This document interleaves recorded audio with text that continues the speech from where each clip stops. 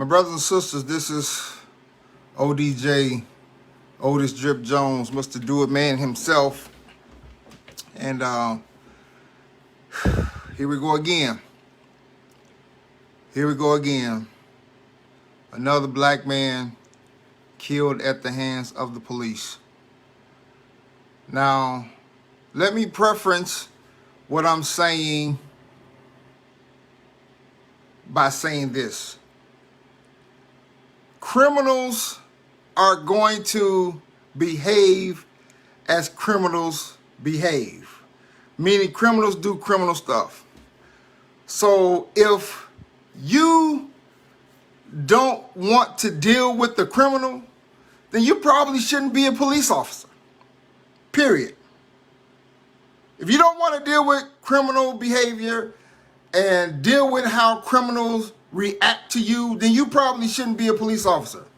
So, yet again, another black man killed at the hands of the police. Rayshard Brooks in Atlanta. They're protesting again because he was being a criminal at the time of his interactions with the police officers. That was a struggle. So apparently he fell asleep. He fell asleep at the wheel in the drive-thru of a restaurant. Police confronted him. From what the lawyers are saying, there was a conversation between Mr. Brooks and the police officers. Then all of a sudden, they want to arrest him. A scuffle ensues. He wrestles with both cops and somehow gets their taser from them, and he's running away. He points the taser at them. They shoot him in the back as he's running away. He was being a criminal. But his criminal act did not warrant him to die. He's leaving. He's fleeing the scene. He's leaving. You already know who he is. You have his vehicle. Chase him down, and if he get away, you still have his information. You put a warrant out for him, and you go and arrest him. Why is it that we have to be killed at the hands of police officers? Somebody say I'm frozen. I'm sorry, guys, if I'm frozen. If I have opened up, give me a thumbs up to let me know that you guys can see me and hear me now. I'm sorry for the technical difficulties, but I'm really upset at how we are being handled and how we are being treated. Criminals are criminals. Yes, he was being a criminal. Him obviously resisting arrest and him fighting with the police officer, that's a criminal action. That's a criminal act. That's a criminal act. He should not have wrestled with the cops and fought with the cops. That's non-negotiable. He shouldn't have did that. But he's running away. A taser is not a deadly weapon. So there's no reason for him to be shot in the back. Killed. Yeah, it blows my mind how they treat black men or black women being a criminal as they do with white people being criminals. I've seen a video where a man had a hatchet and he was literally swinging it at the officer, and all he had was his taser out, and he actually bagged up. Nothing never happened to that gentleman who was swinging a deadly weapon at this officer. But you shoot a black man in the back who's trying to get away.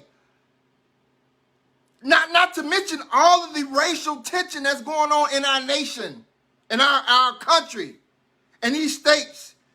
And these police officers aren't sensitive to that fact. You still use deadly force when it's not warranted. And then people have the audacity to say that police brutality is a myth. Candace Owens, police brutality is a myth. So we just made up how video showed the police officers killing this young man, shooting him in the back. Hey, I'm sorry that you're not strong enough to hold one black man down, two cops.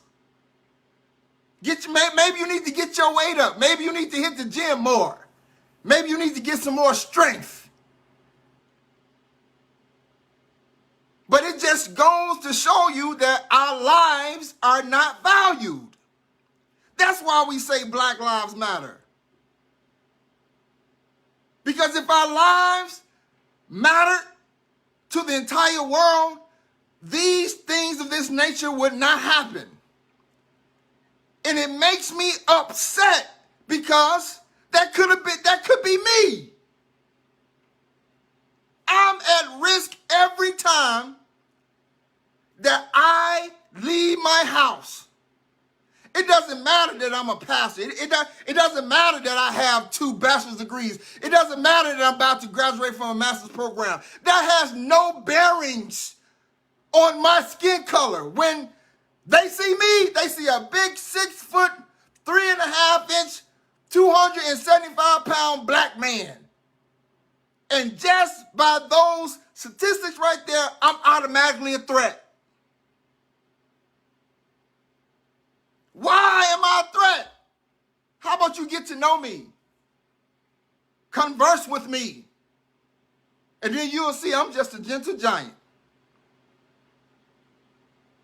It makes no sense at all. And until something is changed in training of police officers, until something is changed in the culture of police departments, we are still going to be treated the way that we're treated. It doesn't make sense. It doesn't make sense at all. It doesn't make sense. And then you wonder why people are upset. And you wonder why people are mad. And why people are hurt. Because we keep seeing ourselves unjustly killed at the hands of police officers. And mind you, white police officers. That man was running away. A taser is not a deadly weapon. A taser is not a hatchet. He was trying to get away from you, and you cowardly shot him in the back.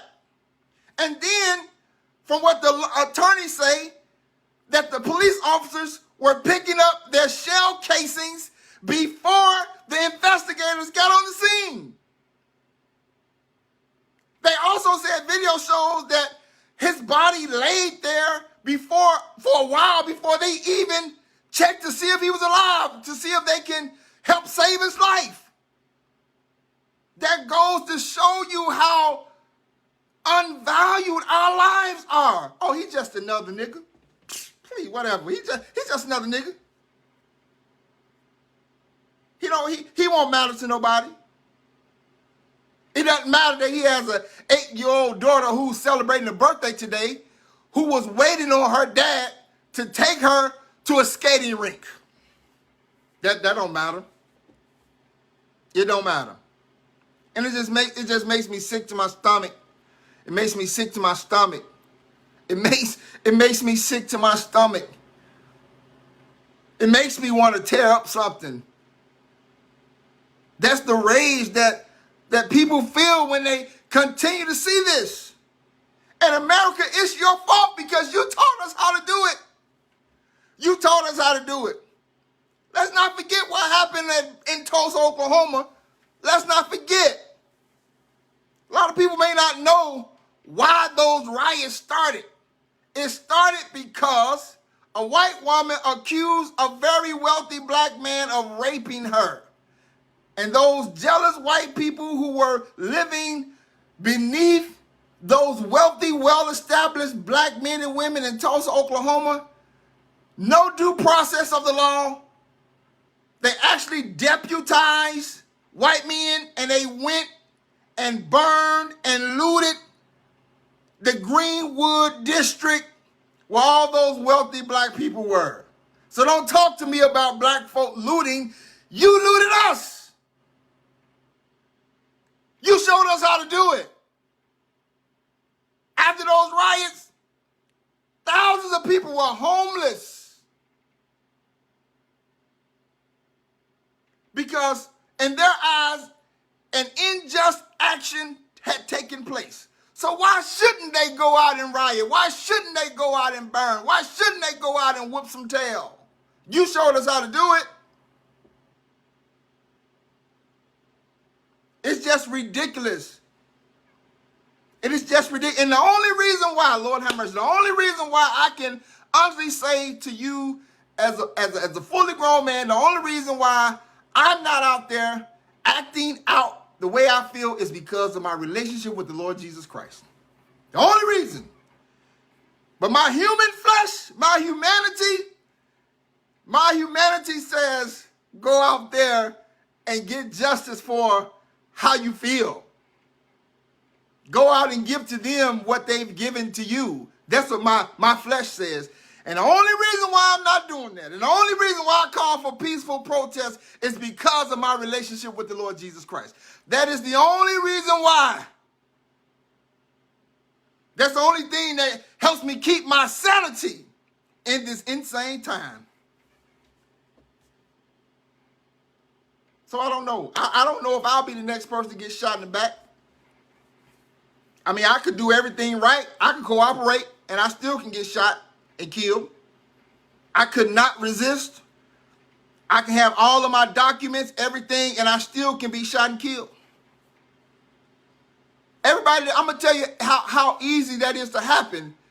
Everybody know me that I am a proud carrier of a pistol. I'm legal to carry. I'm in my right to carry. And last Saturday, as I was going to a pizzeria in Toledo, 2 cops were coming out, and I was going in, and I stopped them in their tracks, and they stopped, and they jumped, and they looked at me. All because I'm a big black man and I got a gun on my hip. And the only thing he could say is, hello, sir. And I said, hello, how are you? I'm fine. And I kept it moving.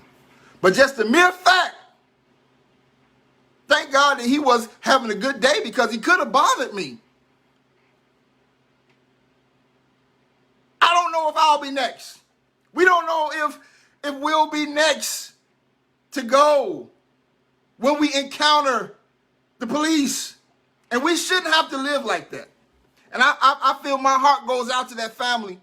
My heart goes out to the family. My heart goes out to the young lady who her dad is murdered and on her birthday. She's waiting for her dad to take her skating, and she has to be told that her dad's never coming back. What does an 8-year-old do with that? What does she do with that? Really, what does an 8-year-old do with the information that her dad's not coming back no more because police has taken his life for no apparent reason? Yes, he was a criminal. Yes, he was indulging in a criminal action in his behavior, which he should not have wrestled with the police officers. Under no circumstances, he should not have wrestled with the police officers. But yet still, that does not warrant those police officers taking his life.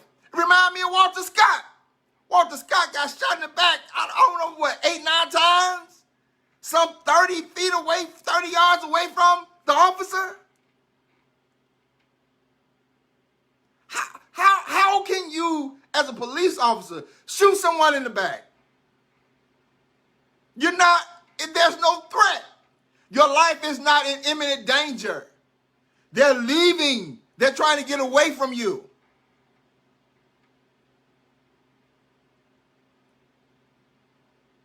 That's some scum of the earth behavior right there. Now, I can't respect anybody like that.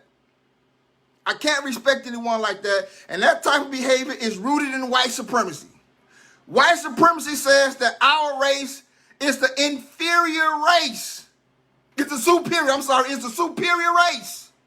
And every other race is inferior to our race. An action like that, shooting someone in the back, not valuing their life, shows, and the behavior is on display of white supremacy. White supremacy. And that's why so many of our counterparts want to hold on to the Confederate flag. The Confederate flag has nothing to do with heritage, unless your heritage is loving to keep black people enslaved. And if your heritage is indulging in the belief that the white race is superior to the black race and any other race, so don't talk to me about no Confederate flag. The Confederate flag is racist. Our president is racist. Period. Donald Trump is a racist. Anytime it's proven what this flag stands for, and you say my administration will not take away Confederate officers' name off of military bases, they won't even think about it. You're racist. Period. You're racist. You, my friend, are racist. And then he wants to continue to rape us as a black people, because he initially had his rally on Juneteenth. Thank God that he changed it, but look at where he's having it, in Tulsa, Oklahoma. That's a message and that's a statement. I don't care what nobody say. A place where wealthy, well-to-do black people were burned out and killed, all because our white counterparts were jealous because those black people were doing better than they were.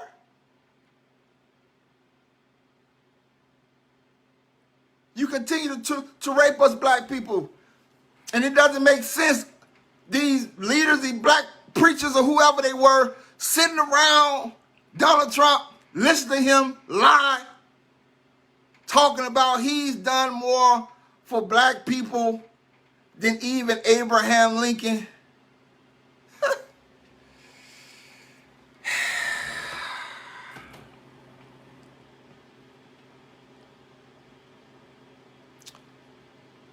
The Bible is true. The love of money is the root of all evil. And guarantee all those black people who are saying the things that they are saying, Candace Owens is getting a check. And it's pure evil for you to diminish and belittle what we as a black people has gone through. Pure evil. And you're doing it only for money.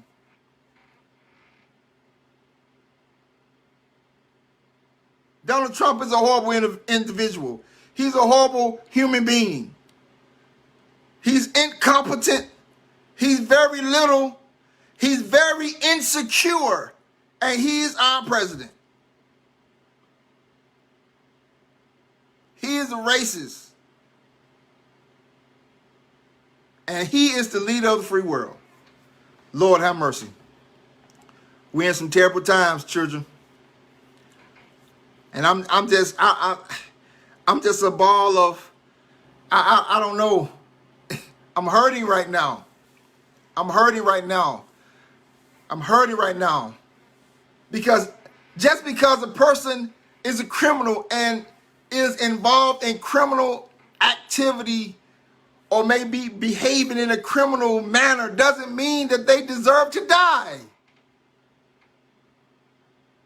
Just because you're a criminal don't mean you deserve to die. Even a criminal has the right to have his day in court. Period. But to those racist white officers who's been baptized in the waters of white supremacy, our justice is at the end of their barrel. Our justice is at the end of their billy club. Our justice is at the end of their fist or their feet.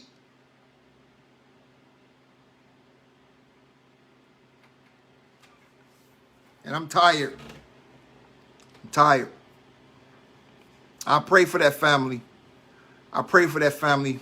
That young man didn't, he should not be dead right now. I know God has a plan for everyone's life. But there's no reason for them to shoot that man in the back when he's running away. And once again, a taser is not a deadly weapon. Point blank, period.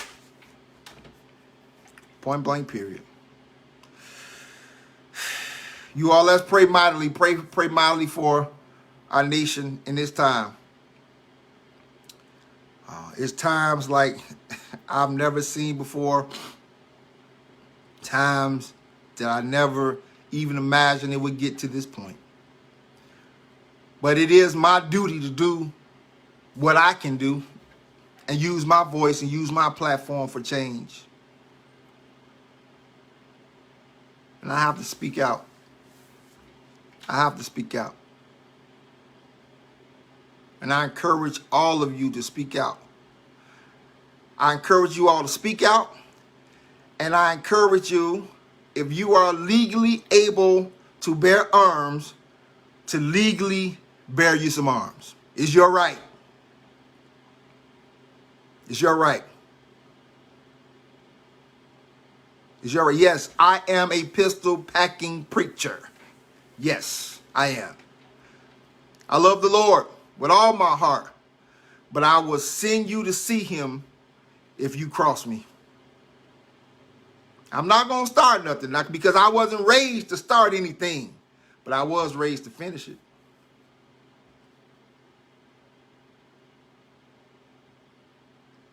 Don't mess with me. Please don't. I'm a peaceful young man. Don't mess with me. This is ODJ, Otis Drip Jones, Mr. Do It Man himself.